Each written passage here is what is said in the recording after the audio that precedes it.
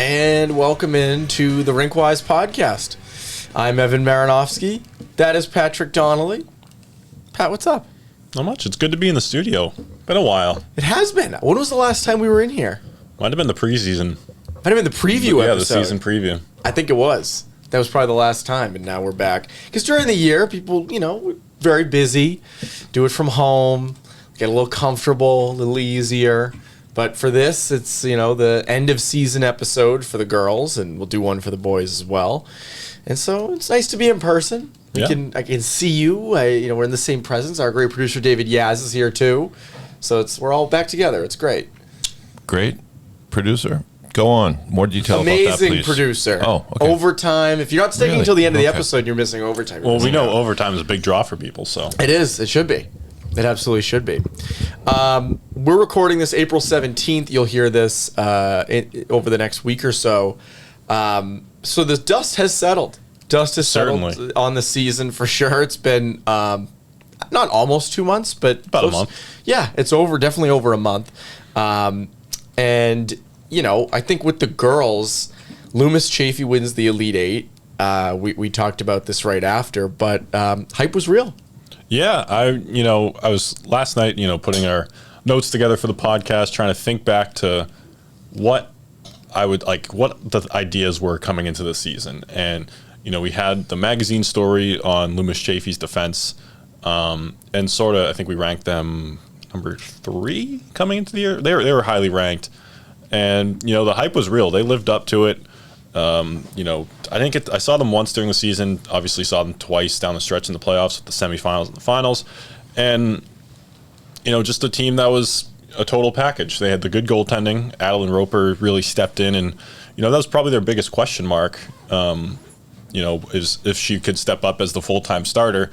She does it. Obviously, their defense needs no introduction. We did that a lot on that before the season with Katie Collins, Carly Dan, and Megan Hosman, and Hattie Willard. And then you get into the forwards where so many kids popped this year and just had such great years. You had Lindsay Stepnowski. She won Player of the Year, voted by the coaches. Annie Schwartz had a huge season. Chloe Obser. And then, when you can have someone like Megan Duplanty on your second line, I think we said this after the championships, it's just gravy. And you have so many kids that, had such phenomenal seasons where it was kind of a perfect storm for them. And, throughout the year, we gave a lot of props, obviously, to Williston, which was well-deserved. And, Nobles was really impressive, not missing a beat. And, we had a lot of fanfare around Andover coming in. And Loomis, we hyped them up, but they were kind of just doing their thing down in Connecticut, at least, from our perspective. And, they got it done. They had props to them. And we had them 4th. You had them 4th to start the year. So that's good. That's, they're in it. Your preseason rankings, I have them right here. Nobles 1, Andover 2, Williston 3, Loomis 4, New Hampton 5. So, again, it wasn't way off. I mean, that was sort of how it went down, and Loomis obviously won. And you mentioned Andover, you mentioned Nobles. Obviously, those are perennial contenders. Were you surprised by either of them? I was surprised. We knew Nobles would still be in it. I was just surprised at how good Nobles was. They lost so many. They lost those 3 pillars on defense. All the 3 Division I commits, and they were such a huge part of their success last year. And Anya Zubkovsky, the goalie, she was gone too. And you didn't really lose a lot of forwards. You felt like that would be okay. But all these newcomers coming in on defense, younger players being thrust into more big time roles, and Anika Jonas, taking over the starting role. There's just question marks. You never know how seamless it'll be. And it was Alexa Georgentis had a huge year. She had 40 points, over 20 goals. Greta Hulbig had a monster season. Molly McCurtain, Callie Brown still did their things. And what was most impressive was on defense, how the younger players seemed to fit in pretty well. And you had older players, sort of like Lainey Mead and players like her. It's been a month since season. Yeah. It's okay if we don't remember every single person. But for someone like her who maybe wasn't in a big role last year, or at least is not as big as this year's, and steps in and gets a job done, and someone like Francie Ames, who's a really highly touted forward prospect, shifting back to D and looking the part every step of the way. Props to Nobles. And the Andover thing.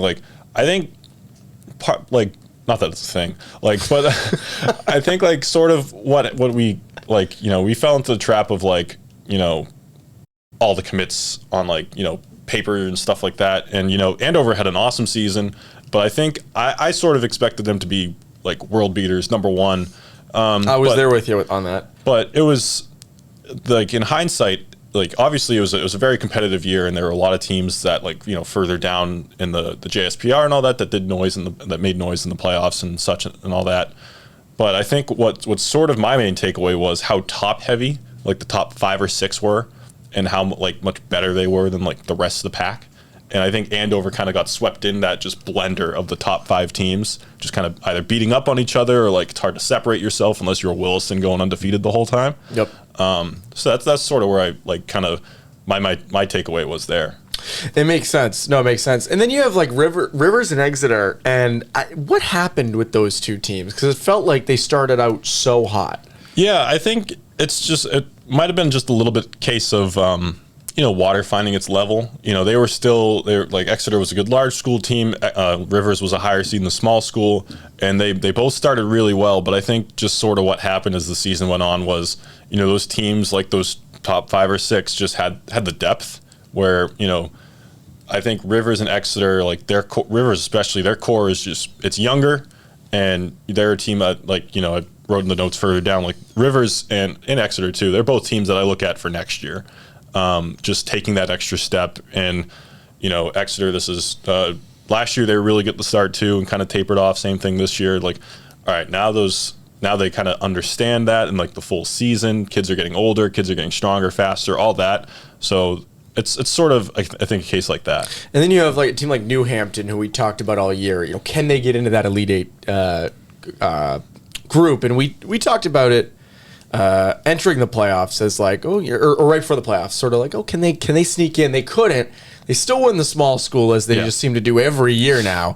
But do you foresee? And we'll talk about future next year in a little bit. But do you foresee them at some point getting into that Elite Eight? I mean, I would think so. I'd have to take a closer look at their roster, because they are losing a good amount to graduation this year. But yeah, they were the one coming into the year where of anybody outside of the Elite Eight last year, I was like, they're the one to do it. Yep. And it was Dexter and BB&N that did it, and Cushing too. But I think it's just like it kind of shows you like, we talk about this like with the Bruins, obviously not this year, but like those 2016, 2015, when you're talking about like, I didn't realize how much a game in November meant to our chances in April. Yep. Where kind of New Hampton had some ups and downs around the holiday tournaments, and that's kind of what did them in. But they were like throughout of any team outside the Elite Eight, them, Thayer, and like Deerfield are probably the ones where like they could have easily been an Elite Eight caliber team, and results just don't go your way at one point or another. But they were absolutely good enough to be in that upper echelon. It's just the math didn't work out. No, I agree. And you mentioned Dexter. Like Dexter was a team, and BB&N as well, who were on the outside looking in the Elite Eight last year. Dexter makes a real nice run this year. What do you think were the keys for them? I think the biggest thing for them was, especially both those teams, just starting on time. Because our stories just around the large school final last year were just, all right, here's two teams that struggled early in the season and got insanely hot in January and February to make this push, get a good seed in the large school, and meet in the final. Where this year, Dexter was undefeated for the longest time. BB&N had a good start, kind of struggled a little bit in January, then came up with some big wins down the stretch. And I think a lot of it for both of them was, they had a ton of kids return this season, especially Dexter, where you have someone like Maddie Murphy has an insane year. BB&N, Hannah Weyerhauser has a year fully healthy. She has a great season, and you had just the continuity of so many returning players starting to click, and then you make that run through the Elite Eight. And then you even Lawrence Academy, Govs, Berkshire, those teams seem to trend back up this year after maybe not so great 2 years ago. Yeah, I mean, props to them, and especially Nikki Petrich, her first year as the coach at Lawrence, it felt like for them it was kind of a nowhere but up scenario. I think they only had 4 wins last year. They filled the roster a little bit more, and just they were in a lot of games at the start of the year, and it kind of tapered off towards the end. But yeah, those teams that were under 500 or maybe not the best records, who had big jumps this year and got quality spots in tournaments and played well. And like another team I think that goes along with Dexter as sort of turning around and being really good is Thayer. Morgan McGathy. Yes. Did they surprise you at all this year? Yeah, they were kind of in the Dexter boat of, we knew they'd be good, especially when you have a player like Morgan McGathy and, Kate Sullivan, and, the depth that they kind of had up front. Like, it's impossible to not at least be in it. But I don't know if I was necessarily expecting them to be, undefeated as long as they were. In the hunt for the Elite Eight right till the very end. I kind of thought like maybe large school again. It ended up being with top seed in the large school. But just the steps that they were able to take with a pretty young roster, Maddie Call, Lydia Kelty were really impactful this year around that core of like McGathy, Sullivan, Rena Bood. And you look on D, a really young D defense core with Abby DeAndres as a junior, one of the elder statesmen on that blue line. And she had a great year, and kind of everyone around her had solid seasons, and sort of bounces don't go your way down the stretch, you fall out of the Elite Eight, but still a great season for them. Yeah, we'll get to McGathy in a second when we start talking about sort of individual players. I want to continue to focus on teams, and some of the teams we'll remember from 2024-25. One of those teams is St. Mark's. St. Mark's went on a hell of a run in the small school. Yeah, major props to St. Mark's. Jackie Wright was, unconscious down the stretch in net. And even, it was a 4-1 loss to New Hampton, but she still had some big saves in that game and, had them in it right until the third period when things kind of got away from them. But, you had just so many things like just come through in the clutch for you down the stretch. Whether it was Wright, you had Ella Lefebvre leading the way. Mary Beth Fitzgerald had an awesome postseason, and she's someone who's uncommitted, trying to make a name for herself. And it's always fun this time, like that time of year, to see the sort of quote unquote Cinderella runs, and they were one of them. They were one of them, and it was a great run to watch. And then you have a team like Tabor. They were sort of a thorn in everyone's side all year, but they were also in that mix with New Hampton of like, are they going to be the Elite Eight? Are they not going to be the Elite Eight? What did you think of the season that they had? Yeah, I mean, we talked about Tabor a lot this season, just like getting everyone's best, a top 3 schedule in the knapsack all season, and just either, a tight 1-goal loss, they go to overtime, they settle for a tie. Like they were giving quality teams all sorts of problems, and whether it's not being able to get an extra goal here and there, just like we've said this a lot already, but like the numbers and the math and the bounces didn't really go their way for the Elite Eight, but they still proved that they were a quality enough team to make it to the large school final, and they were in that game too. They started the game really well, and Deerfield gets a timely power play goal early, and a couple breakaway saves, and they just couldn't get it done at the end. But it was still an awesome season for them, and especially just what they were able to do, given their schedule. For over 20 years, Eric Nate's Euro Hockey has been helping hockey players of all ages develop their individual skills and improve on all aspects of their game. Through structured drills and innovative training equipment, Eric Nate's Euro Hockey's intense on-ice instruction challenges each student to be the best at their ability. Find a hockey clinic or summer camp that is right for you today at nateshockey.com. That's NATES hockey.com. Eric Nate's Euro Hockey, train to be the best. Do you want to become a better hockey player this summer with Paul Vincent Hockey? Since 1972, Paul Vincent, currently the head skills instructor of the Florida Panthers, has been developing NHL and college hockey players. Paul Vincent stands by his saying, there's always room for player development. Players such as Patrick Kane, Jonathan Taves, Keith Yandel, Matt Grzelcyk, Patrick Sharp, Adam Oates, and many more have trained with Coach Vincent and his staff and have outstanding results. Join Paul Vincent this summer at one of his 4 Massachusetts locations, Canton, Saugus, Middleton, and Falmouth on Cape Cod. To reserve your spot today, go to pvhockey.com or call 978-807-4070. That's pvhockey.com or call 978-807-4070. Paul Vincent is ready to get back to work this summer. Are you? Do you want to skate fast? For 50 years, Laura Stam instructors have taught youth players to pros how to skate correctly, powerfully, and fast. Players who attend Laura Stam power skating programs learn how to skate fast by learning how to execute every maneuver in hockey. They become powerful, stable, efficient, and explosively fast skaters. If you can't wait for a clinic, join our subscription skills video service, and we'll show you the skills taught at our clinics in an easy-to-use video format with training plans to guide your training. Register or subscribe now at laurastam.com. That's LauraStamm.com. You can learn to skate fast. You mentioned math. One of these years, we should do like a JSPR breakdown. We should have like a whiteboard and like just diagramming Charlie it all Day out in front of the. It's always sunny. Just like diagramming it all out. I think that would be really helpful for people, or maybe people who are better at math than you and I are. As I said, we didn't. What's your joke about BU, the comm school? Oh, College of Optional Math. That's right. College of Optional Math. I like that. One last team I want to talk about, Deerfield. Deerfield seemed to have a good year. Was in it all season. What do you think of them?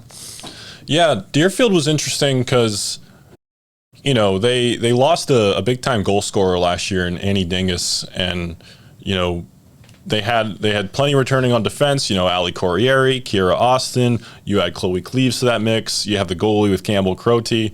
I think the question mark for them was, with the forwards and who will step up and sort of take over that torch. And it was a little by committee, but sort of the interesting thing for them was I remember talking to Brooke Fernandez about this after they won, and she was sort of I'm kind of paraphrasing and also probably misremembering here. That's okay. Sort of the way they had to change how they played. And it was, she didn't say positionless, but it was almost positionless. Like I remember editing this. Yeah, yes. the idea she was getting at. And that was just really interesting to me, like how you kind of change your identity from a season to a season and it pays off. And, you end up with a championship. Yeah, no, definitely worked out for them. As there is every season, you remember, when you look back on seasons, you remember certain players, standout performances, things like that. Who are some of the skaters, we'll get to goalies in a bit, but who are some of the forwards and defensemen that you're going to look back at in 24-25 and be like, that was their year? I think, first and foremost, Morgan McGathey. I've written this so many times in articles where it was the best, it wasn't the most productive as far as points single seasons in the last X years. It was the most goals anyone's had since 2019-20. It's incredible. And the player who did it, Kristen Kaltunkova, I believe it is. She was at Colgate as a senior this year. Great college player, very productive. So that's good company you're in. And to crack the 100 goal mark, set all these program records at Thayer, and just really have an unbelievable season is just a testament to McGathey's talent as a senior and how she should be able to step right into Harvard next year. And another Harvard commit, Lindsay Stepnowski, who won Player of the Year, Elite 8 MVP. I think she had 6 or 7 goals in 3 playoff games. Like, that's pretty good. That's not bad. But she's like, even someone I saw in the fall and all summer at odd things like at tournaments, and someone who can just take over a game and dominate. So in the similar way of McGathey, where both just really powerful players. Stepnowski's a little smaller, but just that sort of game-breaking ability. Another one's like Violet Carroll, who was super versatile for Williston. It was just, she's played defense last year at times, and she's really a full-time forward and running their power play really effectively, and just part of that Murderers Row top 6 Williston had this year. One that really stood out was Bella Freitas at Cushing, who, over 60 points, over 40 goals in the MIA last year. And it's like, yeah, all right, you're going to prep, you're a freshman, you might just, and coming into the year too, I remember Valerie Bono-Bunker at Cushing was saying, we might start her off on second or third line. We don't need her to be what she was at St. Mary's. Like, we don't want to rush her and throw the weight of the world on her. Overload her. The next thing you know, she and Morgan McGathey are neck and neck the whole season for the goal lead, for the point lead. Freitas kind of slowed down a little bit at the end, but over 40 points as a freshman coming into the knapsack says enough. Take that every time. About your talent to be able to step in your first year. Alexis Georgiantis, we mentioned her already. Kennedy Walker really popped this year. She was already committed to Yale, so obviously on everybody's radar already, but just, the times I saw New Hampton this year were some of the best hockey I've seen her play over the last, 2 years. So someone I think it's really clicked for this season. Maria Gray was a big game breaker at Exeter, filling the net. She had an unbelievable point streak from like before Christmas through mid-January. It was an insane either goal streak or point streak. Walker had something similar too. And then True Thompson was insane down the stretch. I think over 20 points in her last 7 or 11 games throughout the season, obviously leading them to a title. We talked about Hannah Weyerhauser already. Megan Tremblay had 25 goals as a defenseman. I didn't know that. Yeah, Megan Tremblay led all defenders in goals. Thompson led defenders in points. She had 25 goals as a defender at Brewster. So a team that we didn't talk about a whole lot, but she was a regular in our top performers. She was. Week. Yes. And then Maddie Murphy was the last one. We had the story on her in our magazine and just the awesome start to the year that she had. And, we knew what she could do defensively and kind of in her own end with her size and her strength, but, kind of found another level with her production and, seeing the ice and her mobility this season. You reminded me of this with Violet Carroll. We didn't talk much about Williston when we were talking about teams. So let's just kind of go back to that for a bit. They're undefeated for most of the year. They don't win the Elite Eight. I thought they were just going to roll right through. What happened with them? Yeah, I think it just shows you, so they don't lost. Be undefeated. well, they lost. They lost to Deerfield, second to last game of the season. That's right. I remember you texting me about that. Yeah, I think it shows because they lost to Andover, who was in that upper tier. I think it just shows you just the cliche anybody can be in anybody in a 1-game playoff. But I think it's true, and we talked about a lot during the season how Williston was a buzzsaw and doing things to good teams that I didn't even see Nobles do the year before. Yeah. Just absolutely leaving everybody in the dust.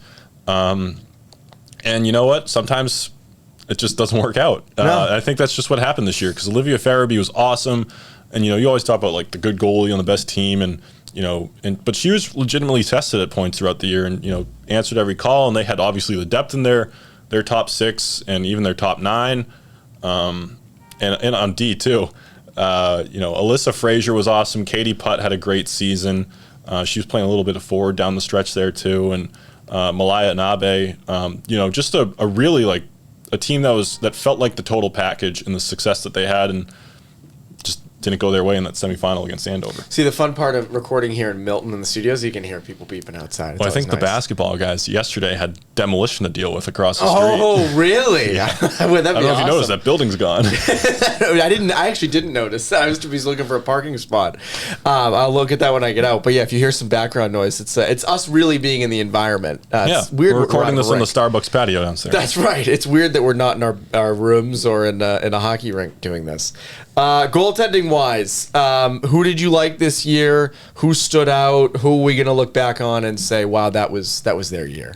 Yeah, we talked about Jackie Wright already, Livia Farabee, Campbell Crote a little bit, and Nika Jonas. Sadie Bellissimo at Cushing, her, as far as save percentage, might not necessarily jump into that same tier of the players we previously mentioned, but just every bit as important to Cushing's success for a team that was pretty high flying and, maybe at times that got them into a little bit of trouble in their own end. And, but she was fantastic. She made the saves she needed to make. It didn't obviously go their way in the quarterfinals. It was a 7-2, 7-1 loss to Loomis, but, you lose to the eventual champion and they proved every step of the way why they were the best. So nothing to hang your head over. Another one that was really impressive was Evelyn Lacey at Tilton. She's reclassifying to 2027 and going to Tabor next year. Saw an insane amount of pucks, over 1,000 saves, over 1,100 shots she faced. That's incredible. Yeah, she had a 950 something save percentage, to do that facing the pressure that she saw all season. And she was somebody we highlighted from the U19 USA Nationals last week she was fantastic. The Spitfires, that team that she's on, lost to Shattuck 5-4 in a shootout, but she was insane in that game. And she's still uncommitted? Still uncommitted. So I believe with the reclassification, since this will be technically coming out of her sophomore year now, not with the reclassification, it will be this summer eligible. Okay, that makes sense. But that's not. Anyways, like, she was one where I would expect there to be calls and interest. Yes. Just with, the season that she had, the performance she just had at Nationals, even though like her numbers weren't stellar at Nationals, she still played every bit as well as she did during the season.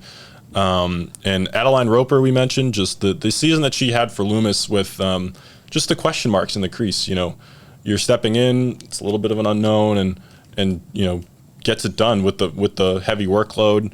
And she was, down the stretch, she was fantastic in their tournament run, and in the championship against Andover, we mentioned just how much of an onslaught it was in that third period with all the penalty kills and all that, and she really rose to the occasion. And then I think the only person I haven't mentioned on this list would be Campbell Crote, who we've talked about a little bit already. Mm-hmm. But she was in an interesting spot last year when, Deerfield lost a goalie before the season to injury, and, she was the only goalie on the roster. So just like, please don't get hurt. Please don't get hurt. And then this year she has a little more help. They had, I think, 2 other goalies on the roster. It wasn't all on her, but she still met every challenge down the stretch. She was fantastic in that championship game. Holy Cross commit. She's going to be doing a post-grad at Williston next year. So that kind of slides right in there. There you go. We graduate Olivia Farabee, and one of the other best goalies in the NEPSAC comes right in. So always got something up her sleeve over there. And that transitions well into other uncommitted standouts. We mentioned sort of best goalies and best skaters, and we talked about this with Evelyn Lacey in terms of being uncommitted. Who are some other uncommitted players in prep that you think college coaches should keep an eye out for? And some of these players are still like a little too young, so kind of stretching uncommitted a little bit. Yep. But Mia Daly is someone who as a freshman last year was really impressive, and this year I think just kind of another good year, but I think like assertiveness was more there with her. And obviously, like, last year you're stepping into the back-to-back champions, and you're riding shotgun on the first line, but so like it's a little understandable. This year it seemed like she really started to command the ice a little bit more, and the big thing I noticed was in nationals playing with like her age group, and just the confidence and that assertiveness and just commanding the ice when you had the puck really showed off. So she's one obviously who's been on radars. Ellie LaChance, who's a senior at Loomis Chaffee, she was on that top line with Stepnowski and Chloe Obser, and just someone who, usually Stepnowski or Obser would drive the play, but if it wasn't that, like, if either they weren't on the ice or in the middle of a change, like Ellie LaChance still really, like, did a lot herself. And I think, like, what stood out to me was just a lot of the little plays that she makes that necessarily might not show up on the score sheet, even though she had plenty of production this season. Really good along the boards, just a smart player in the offensive zone. So she's someone I'm kind of surprised, still uncommitted as a senior. Zola Pikarski at Williston, another sort of that type of player who just plays a really smart game, really detailed, good production this year, and someone who stood out every time I saw Williston. Abby DeAngelis at Thayer as a defender, really productive, runs a power play really well, good puck mover. And then, you kind of go down the list here. Paisley Meyer at Exeter, Brooke Carlson at Govs, just younger players that, Meyer obviously plays on that big first line with Maria Gray, but someone who can drive the play herself and, put up, the numbers that she did. Jen Birolini at Tabor, really impressive year coming straight from the MIA, led them in goals. I only saw Tabor in the championship, but she was someone who drove play. She had a breakaway. So she's one that, I would look at next year to have a more productive season and also be on more radars. Lily Shaughnessy in the same boat at Tabor. She had an awesome postseason, bigger, kind of a power style game, sort of the same thing as like an Ava Giroux at Deerfield, who, their numbers didn't necessarily jump off the page this year, but, powerful players who can, impact the play and drive the play down the ice. Mia McDonald, who's only a freshman at Rivers this year, but one of the more productive defenders. She was an all NEPSAC for the small schools. Someone I think has a really strong future in prep. Chelsea Bell Jr. at St. Paul's, just a smooth skater and a good puck mover on D. So you sort of get into that territory with the defenders here. Francie Ames we mentioned. Kate Glantz and Molly Halloran were two interesting ones at BB&N as sort of secondary producers. They came through in big spots down the stretch. And then Sophie Frost at Deerfield was one too. I think she led their forwards in scoring, so a good center for them. Yeah, so good. So definitely some good players to watch for the future. And speaking of the future, next season, Pat. Next season, you already mentioned Campbell Croce going to Williston. Are there any other interesting prep transfers that you know of? That's the one I'm interested to see. Like, at Mass Hockey, you get like the school for next season. Yes. That's always You're the like, big what? one. They're going where? Yeah, that's the big one I'm kind of waiting for. Because I haven't heard otherwise aside from Lacey and Crote. I'm interested to see what MIA players make their way into prep. If any, we know Caroline Doherty will be doing a post grad season somewhere. But I'm kind of interested about some younger players, like especially, players who already have siblings that have gone through prep or are still here, like a Liz Levering at Westwood had a good season. Not as big as Sophia was, but a good smooth skating defender. And then Kylie Rabazi, her sister Chloe, is at Rivers, and both of them were on that Junior Eagles U14 team that just won the national championship. Yep. Rabazi kind of pretty big for her age group, but good smooth skater, uses her reach effectively. There too, I'd be, you draw the natural connection of siblings either already here or came through here, and they're on that. They're being watched plenty on that Junior Eagles team, which is loaded. So there too, you kind of wonder about. And there are always way more. Yeah, there's always more. That's the caveat too. There are just more that we're either forgetting or overlooking and all this and that. Yeah, and we don't want to break kids' next place on here. We don't so and so is going here before they announce it. Teams to watch for next season. It's obviously tough because we don't know full rosters, and so it's sort of just going off of who we know is probably returning. But who are you looking at next season? Yeah, I mean, Rivers, for one, they were a really just potent offensive team this year, and we sort of talked about them as a younger team, started really well and kind of tapered off towards the end, but, their biggest loss is probably Lindsay Morin, and they lose, they're going to graduate Serafina Applegate in net too, but they had other goalies play well this year. Just a really young roster. I remember being really impressed, obviously, by Mia McDonald, as we mentioned, Brooke Bartlett, Simone Burns, those players who I think should continue to kind of grow nicely for them. Exeter, they're losing Allie Bell in net, but they still got Grace Riley on D. They'll have that entire first line back. You're one to look at. All right, another year older. Yep. You're probably adding to, where can this kind of go? Cushing loses some experience on defense, but by and large, it's a lot of the same forward group coming back, and it's the forward group that led the knapsack in total scoring. And Bellissimo's can't hate that. And Bellissimo's back in net too, so they're one to watch for sure.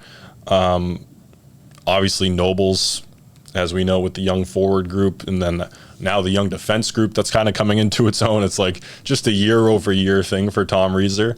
Loomis too, just not graduating a whole lot. They'll lose Katie Collins on D. They lose Chloe Obser up front, Megan Duplanty. But by and large, most of their core is back. Carly Dan, Megan Hausman, Stepnowski, Annie Schwartz, just Bella Zalesi, who had a huge postseason, Easton Pramuka, a lot coming back for them. And then you look at like a Thayer losing Sullivan and McGathy, how they sort of handle that. Like they got that next wave there, but how immediate will that next step be? Same thing for kind of Groton, as long as they have Tina Scalise, they'll always be a factor. But, you lose Maddie Cronin, who was, a big fixture on that first line. Hazel Hughes was one of their bigger secondary producers. And so that was kind of their undoing at times, was that production outside of the first line.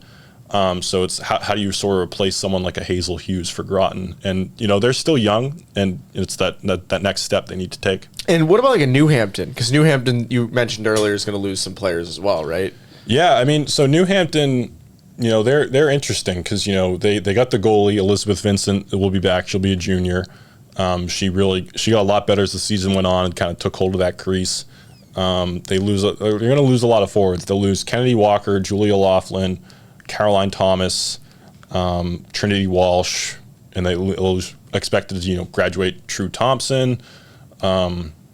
They're losing a good amount, but you look at the younger core of like a Kelsey Baker who had a 30-point season, Emma McPherson, who had a big playoff, like, can they become that, like, the guys for them? Yep, absolutely. No, absolutely. That's girls prep. I don't think we've missed anything. I think we touched on I think we got it all. every single thing there from the season. Are you serious about playing your sport in college? Do you need a flexible education that allows you to maintain your practice and competition schedules while also preparing you to succeed at the next level? You should check out the University of Nebraska High School.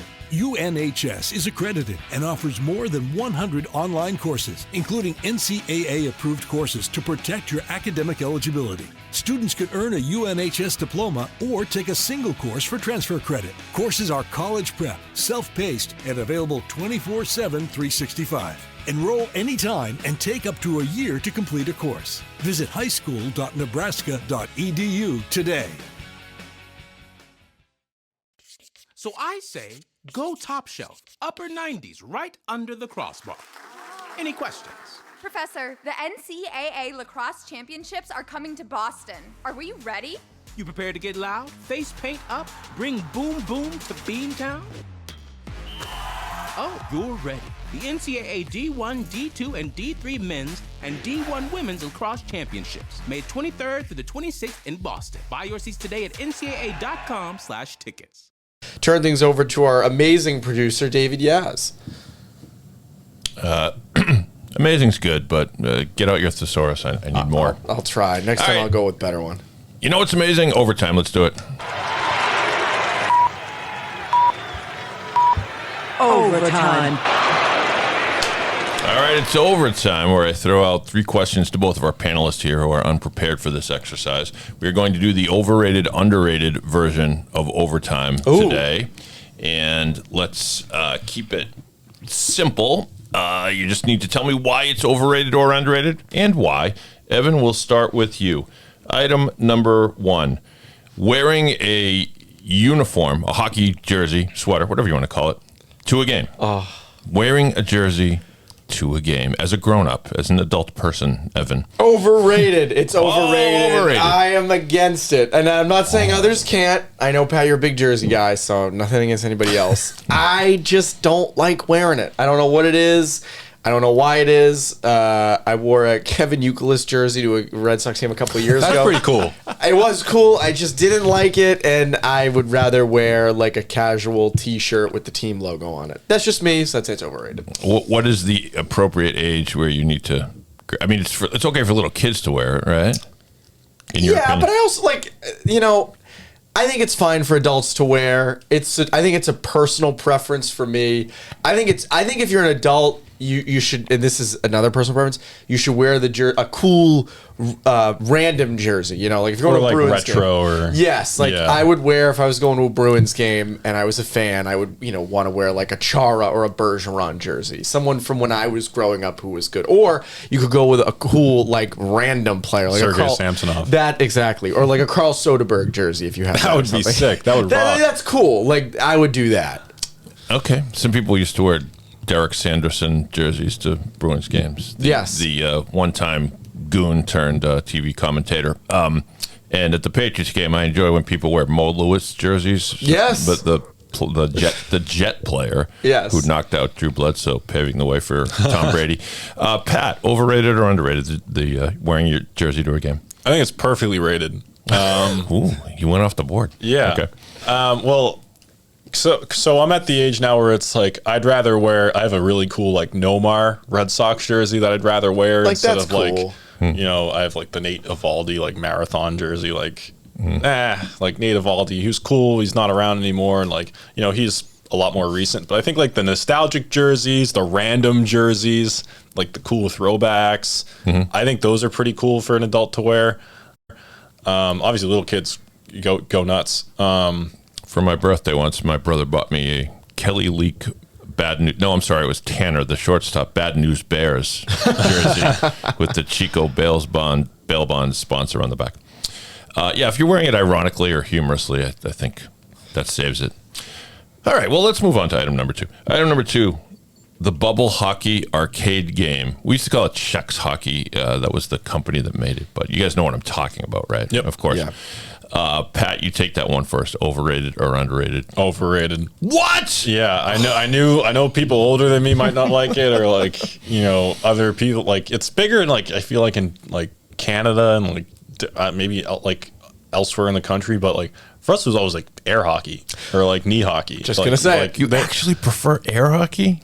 yes. bubble hockey just like wasn't there when we were little. I feel like I don't really remember it being at places, and like I feel when I did play it, I couldn't do it. I just miss. It takes some practice, Pat. It does. Well, I didn't have a chance Patience. to do that practice. It was just air hockey everywhere. Right. Evan, bubble hockey. Before we start, I think Yep. I knocked a wire out here because I can't hear Oh, anything in this. Oh, okay. Go ahead. We can hear you though. Just keep going. No, go ahead and fix it since you paused. It's fine. Like, I'm going to know what You should know where. Okay, I'll help you, but it should be kind of. It's a headphones jack. Oh, I see it. That's it. Yeah, Oh, there we go. Sorry about that, guys. that's all right. All We'll right, fix you- it. We'll fix it. I'll come back in there. Okay. All right. We turn to Evan. Bubble hockey. Overrated, underrated. I'm with Pat. No, I man. wasn't big when I was a kid. It wasn't. I know. I was trying to hit a wrong sound Wrong effect. sound, The booze. yeah. Yeah. I'm with Pat. I'm with air hockey. That's number one. And mini hockey is like right there with it. You're both wrong. I'm sorry to tell you, but you've lost today on The Price is Right. I mean, You should try it. It's fun. It's obviously it's not like real hockey, but it's you got to play with a teammate, and so somebody takes 2 players in the goalie, and the other player takes 3 players, and you got to work on your teamwork. But air hockey is just.